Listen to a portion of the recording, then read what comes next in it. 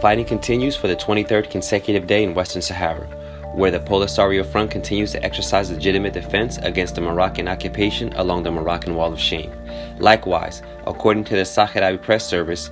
the Sahrawi Arab Democratic Republic Defense Ministry has stated that it will not back down until the entire republic is liberated. In this context, the military schools of the Sahrawi Liberation Army still receive the incessant flow of requests from young volunteers to join the legitimate armed defense, which is being carried out by the Sahrawi people against the occupation forces of the dictator Mohammed VI of Morocco. In occupied territories, the youth continue to avoid the blockade of the Moksin, and they send us news of the demonstrations they carry out to denounce the repression that the Moroccan police perpetrate against the Sahrawi population. From Berlelu, the president of Republican Security General of the Polisario Front takes part in the work of the 13th Extraordinary Summit of Heads of States and Government of the African Union on the implementation of the African Continental Free Trade Area, which is celebrated telematically because of COVID-19 from Johannesburg, South Africa. On the other side of the Atlantic, from New York, the representative of the Frente Polisario to the UN affirms that the right of the Sahrawi people to independence is non-negotiable. From the same city, the president of the United Nations Security Council, Jerry Magila, has called on the international community to recognize its failure in Western Sahara and the disappointment at the failure to fulfill the promises made with the Sahrawi people to reach a solution through the celebration of the self-determination referendum. This shows that the Sahrawi-Moroccan war continues to occupy the international political panorama, despite the attempts of the Moksin to hide the crushing reality of war. From Spain, mass mobilizations continue with a figure that to date exceeds 150 protest demonstrations throughout the Iberian Peninsula, highlighting this week the firm pronouncement of the Courts of Aragon requesting the Spanish government and the European Union political and diplomatic actions to demand that the Kingdom of Morocco respects international legality in Western Sahara. In the same sense, it should be said that the Basque leader Inigo Urkullu has received that the representative of the Frente Polisario in Euskadi, Imam Mohammed Ali,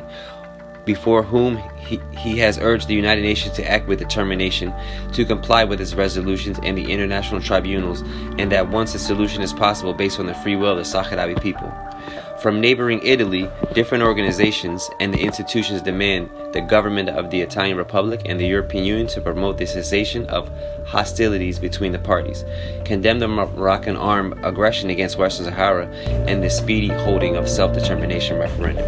Further north, from Bern, Switzerland, several Swiss parliamentarians describe the situation in Western Sahara as one of occupation by Morocco, which has broken the ceasefire agreement and urged their country to work for the restoration of peace. On the other hand, from Oslo, the Norwegian foreign minister affirmed on November 5th that her country's position regarding the conflict in Western Sahara is firm and is in line with the resolutions of the United Nations Security Council, thus responding to the question of her parliamentary compatriot, Trine Skei Grande, about the involvement of some Norwegian companies in the commercialization of natural resources of Western Sahara, and who has stated that Norway is firmly committed to promoting the settlement plan from January 2021, the year in which this country will assume its mission as a non-permanent member of the United Nations Security Council. In addition, more than 50 Norwegian organizations have asked their government to be at the forefront of defending the human rights of the Sahrawi people and to demand that Morocco release all Sahrawi political prisoners.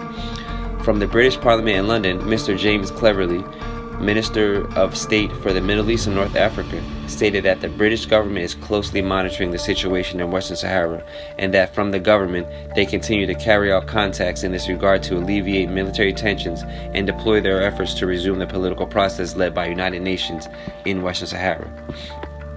In Havana, the Cuban Association of the United Nations has expressed its support for a definitive solution that allows the Sahrawi people to exercise their right to self-determination in accordance with international law. From Buenos Aires, Argentina, personalities and human rights organizations have demanded from the government of Alberto Fernandez the formal recognition of the Sahrawi Arab Democratic Republic. Australian Senate member Tim Ayers urged the UN Security Council to design a plan to find a definitive solution to the conflict in Western Sahara. From this channel, we want to express our concern about the Moroccan veto on the entry into the occupied territories of Western Sahara of journalists and international human rights organizations. And we ask ourselves the following question: what crimes does Morocco want to hide apart from arbitrary detentions, forced disappearances, and repression?